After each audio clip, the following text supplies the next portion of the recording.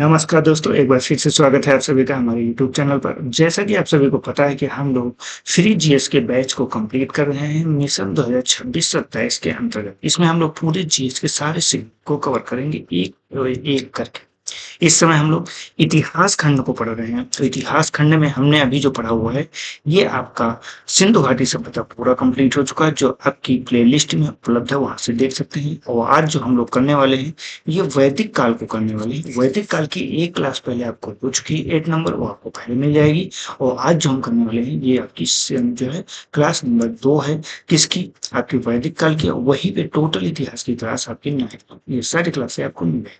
उसके पहले एक सूचना है कि यूपी पेट का जो है आपका फॉर्म आ चुका है। तो पेट का फॉर्म जरूर भर दीजिएगा, क्योंकि अगर आपने पेट का फॉर्म 2026 नहीं दिया है तो इसके अधीन आने वाली जो वैकेंसी है उसमें आप अप्लाई नहीं कर पाएंगे। जिसका फॉर्म आपको 3 तारीख से स्टार्ट हो जाएगा और इसे फिल जरूर कर दीजिएगा।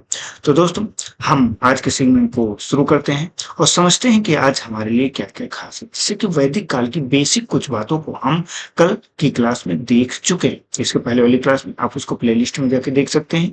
अब यहाँ पे जो हम बात करने वाले हैं, ये वैदिक साहित्यों के बारे में बात करने वाले हैं कि आखिर वैदिक समय में वैदिक साहित्य कौन कौन सा है। क्यों? क्योंकि वैदिक साहित्य के माध्यम से ही हम वैदिक समय के इतिहास को जानते हैं, इतिहास की बात करते हैं। अब जैसे यहाँ पे देखिए बेटा, 2 तरह के साहित्य की जिक्र आता है।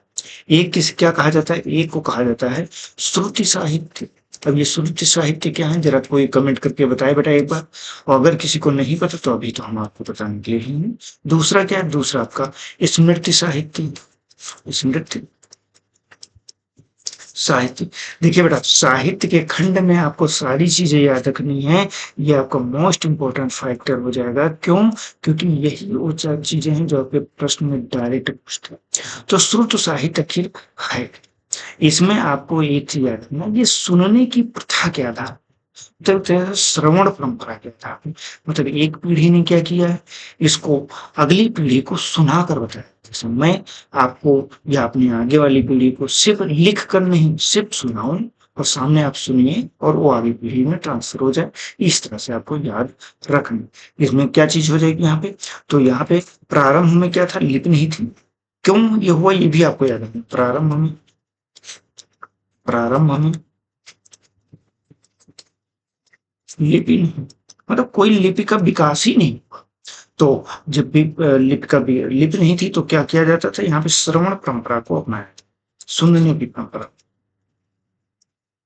सुनने और याद, सुनने याद परंपरा को अपना गए, परंपरा द्वारा द्वारा क्या किया गया? इसे अगली पीढ़ी को दिया, अगली पीढ़ी को क्या कर दिया गया? अगली पीढ़ी तक इसे पहुंचा दिया। ये चीज यहाँ पे आपको याद रखना। बताइए बताइए, यहाँ तक का किसी को कोई कंफ्यूजन तो नहीं? ठीक है। अब स्मृति साहित्य की बात करते हैं। आखिर स्मृति साहित्य क्या आती है? तो इसमें आपको ये याद रखना है कि ये मनुष्यों द्वारा रचित है।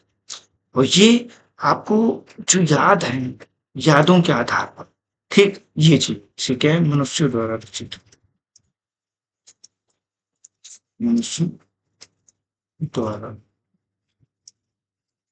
रचित, ये चीज यहाँ पे हो जाती है। अब देखो बेटा, यहाँ पे 2 फैक्टर, जैसे कि मैं अगर कहूँ कि किसमें क्या-क्या चीज़ें पाई जाती हैं, तो यहाँ पे जो इनमें आपका आता है सेगमेंट, इसमें क्या-क्या आ जाता है? इसमें जैसे कि हम बात करते हैं, सबसे पहले स्मृतियों की बात करते हैं। स्मृति, तो स्मृतियाँ क्या-क्या हैं? जैसे कि इसमें पहली चीज़ तो आपकी मनुस्मृति आती है, ये याद रखनी है। इसके अलावा नारद स्मृति आती है, नारद स्मृति को याद रखना है। इसके अलावा आपकी कौन सी आ जाती है? यज्ञवल्क्य की स्मृति आती है, यज्ञवल्क्य स्मृति, इस स्मृति को याद रखना है। तो ये 3 स्मृतियाँ थी। इसके अलावा आपका यहाँ पे मैं इस पॉइंट बना देगा। इसके अलावा आपका क्या आ जाता है? इसके अलावा आपका धर्मशास्त्र आ जाता है। क्या आ गया बेटा? धर्मशास्त्र आ गया। धर्मशास्त्र में धर्म के बारे में, जब आप पॉलिटिकल साइंस वगैरह पढ़ते होंगे तो उसमें जो मेजर पोर्शन, नेट जेआरएफ या रिसर्च करेंगे तो उसमें धर्मशास्त्र एक मेजर पॉइंट आ जाता है। तो ये चीज हो गई। इसके अलावा यहाँ पे आपको पुराण जो है, पुराण भी पढ़ा। क्या पढ़ने हैं? पुराण पढ़ने। उनकी संख्या की अगर बात करते हैं तो संख्या यहाँ पे कितनी हो जाती है? संख्या यहाँ पे टोटल 18 होती है। और टोटल 18 पुराणों की रचना की। ये आपका यहाँ पे इम्पोर्टेंट होगा। अब बताइए यहाँ तक का सब कुछ क्लियर। अब देखिए वही चीज यहाँ पे सेम उल्टा आ जाता है अगर हम संदर्भ किसका लेते हैं, हम संदर्भ लेते हैं यहाँ इसका। इसमें हमने क्या कहा, यहाँ पे स्पेस थोड़ा कम है, मैं नेक्स्ट पेज पे लिख दे रहा हूँ। ठीक, यहाँ पे क्या है, ये आपका श्रुति साहित्य। श्रुत साहित्य में अगर हम कहें, यहाँ पे सामान्यतः क्या आते हैं, वेद आते। वेद कितने हैं टोटल, यहाँ पे 4 वेद, 4 वेद हो गए, ये इंपॉर्टेंट हो गए। इसके अलावा अगर बात करते हैं अगला क्या हो जाएगा, तो अगले ब्राह्मण हो जाते हैं, ये ब्राह्मण हो गए, इनको याद रखना है। इसके अलावा आपके क्या है, अरण्यक है, अरण्यक, इसे याद रखना। अगर पूछा जाए इसकी संख्या कितनी है, तो इसकी संख्या आपकी टोटल है 7। अब देखिए ये सारी चीजें इंपॉर्टेंट है, यही तो आपसे प्रश्न पूछा था। जब यही प्रश्न पूछा जाता है तो फिर किस बात की देरी है, रट्टा मार लेते हैं, है ना। क्योंकि रट्टा मारेंगे तो कहीं ना कहीं आपको ये बेसिकली याद रहेगा। इसके अलावा आपका इसी में क्या पूछा जाता है, उपनिषद बेटा पूछ लिए जाते हैं। उपनिषद, इनकी संख्या की बात करते हैं तो इनकी संख्या, इतने उपनिषद तो फिलहाल याद नहीं कर पाएंगे, लेकिन कुछ छोटे मोटे हैं जिनको हम याद करने का प्रयास करते हैं। कितने उपनिषद हो गए यहाँ पे, तो 108 उपनिषदों की संख्या यहाँ पे हो जाती। क्लियर बेटा। तो ये आपके इसके अंतर्गत एक आपको नोट करके लिखना है, किसके संदर्भ में, स्मृतियों के संदर्भ में। जो स्मृति साहित्य हमने पढ़ा उसके संदर्भ में एक नोट पॉइंट डाल लीजिए।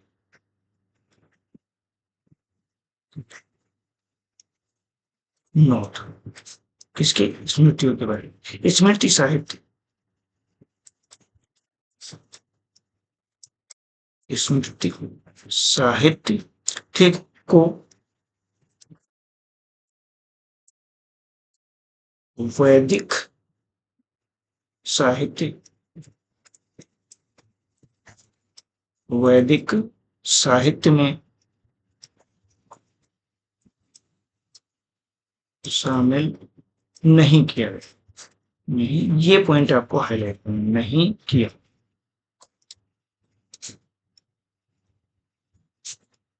मतलब स्मृति साहित्य में जो हमने अभी चीजों का जिक्र किया, जैसे कि स्मृतियां हैं, मनुस्मृति हो गई, नारद स्मृति हो गई, यज्ञवल्क्य की स्मृति हो गई, धर्मशास्त्र हो गए, पुराण हो गए, इन सबको जो है हम लोग वैदिक साहित्य में शामिल ही नहीं।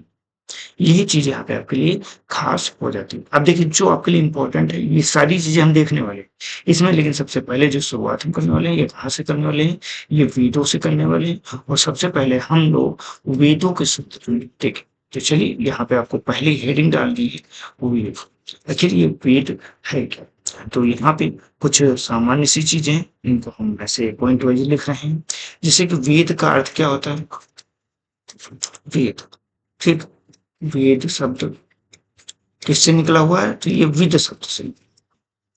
कौन से शब्द से बेटा, तो विद शब्द से आया है, या कहें विद धातु से आया, ठीक, विद धातु से। और एक चीज और, अगर बात करें तो ये कैसे बना है, तो विद धातु के साथ में जब थे प्रत्यय लगता है, तो था, यहाँ पे प्रत्यय हमने क्या लगाया, थे, थे प्रत्यय लगाया, ये क्या हो गया, ये आपको थे। ये दोनों चीजें इस पे आपकी हाईलाइट करने वाली, इन दोनों चीजों को आपको हाईलाइट कर लेना। थे प्रत्यय लग गए, इससे मिलकर जो है, प्रत्यय से मिलकर, से मिलकर, ये आपके लिए खास हो जाता है। अब देखिए यहाँ पे ये बात तो हो गई, लेकिन अब इस वेद का अगर हम कहें बेटा अर्थ क्या है, तो यहाँ पे कितने लोगों को ये पता है कि इसका अर्थ, यहाँ पे सामान्य तौर पे हमने अर्थ का जिक्र किया है, इसका अर्थ हो जाता है ज्ञान का सागर, ज्ञान का सागर, या फिर कहें ज्ञान का भंडार, ठीक, या फिर ज्ञान रास, या फिर जान, जान, ये सामान्य से अर्थ है। कि वेद का अगर कहा जाए कि वेद क्या है, तो मतलब वेद एक ज्ञान का भंडार है, जहाँ पे ज्ञान की राशि उपलब्ध है, या बहुत बड़ा ज्ञान की भंडार उपलब्ध है। ये सामान्य से इसकी बात हो जाती है। अच्छा, यहाँ पे एक प्रश्न और पूछा जाता है अक्सर कि इन वेदों की रचना किसके द्वारा की? अगर ये पूछा जाए कि इसका रचनाकार कौन? तो कितने लोगों को पता है कि इसके रचनाकार के बारे में? जल्दी से कमेंट करिए, नहीं तो हम बताते हैं। वैसे सामान्यतः अगर बात करते हैं अब वेदों की रचना किसने किया तो इन्हें अपौरुषीय कहा जाता है। अपौरुषीय। आखिर ये अपौरुषीय शब्द का अर्थ क्या है? मतलब इसकी रचना किसी मानव के द्वारा नहीं, सामान्य से। क्या है अपौरुषीय रचना का?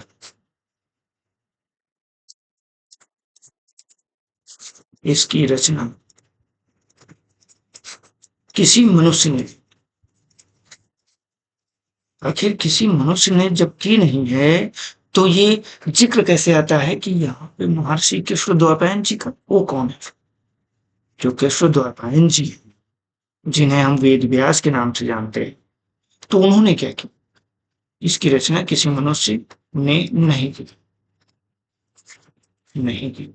ये हमने किस रूप में देखा? हमने देखा कि इसके रचनाकार फिर कौन?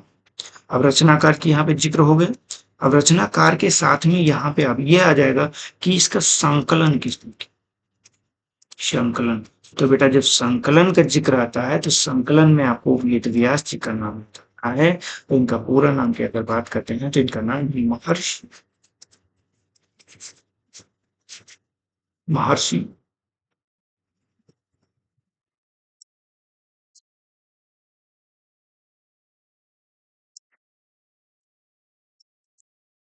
महर्षि केशव द्वैपायन, द्वैपायन। ठीक, कृष्ण द्वैपायन।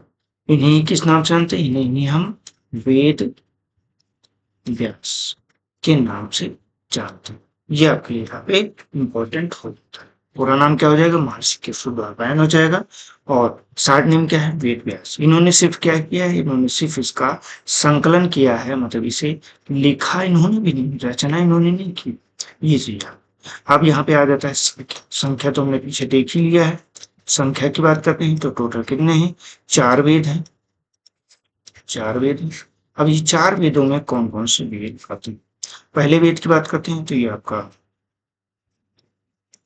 ऋग्वेद है। पहला वेद कौन सा है? आपका ऋग्वेद हो जाता है। और ये बात सामान्यतः बात करते हैं सबसे पुराना वेद है। इसके बाद आपका कौन सा होता है? इसके बाद आपका सामवेद आ जाता है। सामवेद के बाद आपका तीसरा कौन सा आ जाता है? तीसरा यजुर्वेद होता है आपका। कौन सा वेद हो जाएगा? यजुर्वेद। यजुर्वेद हो गया। वही चौथे की बात करते हैं तो चौथा कौन सा हो जाएगा? चौथा आपका अथर्ववेद। अथर्ववेद। ये चारों वेद हैं। और ये जो है आपको याद रखना। इसके साथ में एक प्रश्न बेटा और पूछा जाता है कि ये त्राई क्या है? तो त्राई में जब 3 वेदों को हम संकलन करते हैं, जो पहले के 3 वेद हैं, 1, 2, 3, मतलब ऋग्वेद, सामवेद, यजुर्वेद, इन्हें त्राई के नाम से, इन्हें त्राई कहते हैं।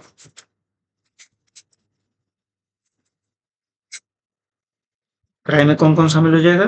आपका 1 नंबर शामिल हो जाएगा, 2 नंबर शामिल हो जाएगा एंड आपका 3 नंबर शामिल हो जाएगा। ये तीनों मिला के ही जो है वेद त्रय का निर्माण करते हैं। क्लियर बेटा? बताइए यहाँ तक का किसी को कोई दिक्कत तो नहीं? बताइए। क्लियर? अच्छा, अभी एक चीज यहाँ पे और, एक आपका यहाँ पे प्रस्थांतर है। ये प्रस्थांतर है क्या है? यहाँ पे क्लियर कर दिया मैं फिर से यहाँ पे अच्छे से आपको बता दूं। यहाँ पे पहले डाल लीजिए नोट। नोट में क्या डालना है? प्रस्थांतर। प्रस्थान। इसमें क्या है? इसमें कौन कौन सा शामिल है? तो यहाँ पे मैं शामिल लिख लीजिए, मैं शामिल। तो यहाँ पे आपको पॉइंट लगा के लिख लेना है। ब्रह्म सूत्र, पहला आपको ब्रह्म सूत्र शामिल हो जाता है। इसके अलावा भगवत गीता,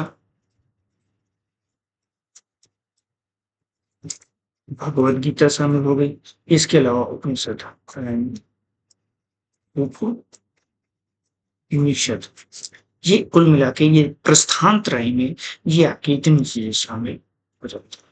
त्रय में तो सिर्फ 3 वेद शामिल हुए, ऋग्वेद, सामवेद, यजुर्वेद। लेकिन प्रस्थान त्रय में आपके ब्रह्मसूत्र, भगवद गीता और आपके उपनिषद भी शामिल हो जाएंगे। किसके साथ में? तीनों वेदों के साथ। बताएं बेटा, यहाँ तक का किसी को कोई डाउट, किसी भी प्रकार का कोई कंफ्यूजन? तो आज की इस वीडियो में हम इतना ही रखते हैं।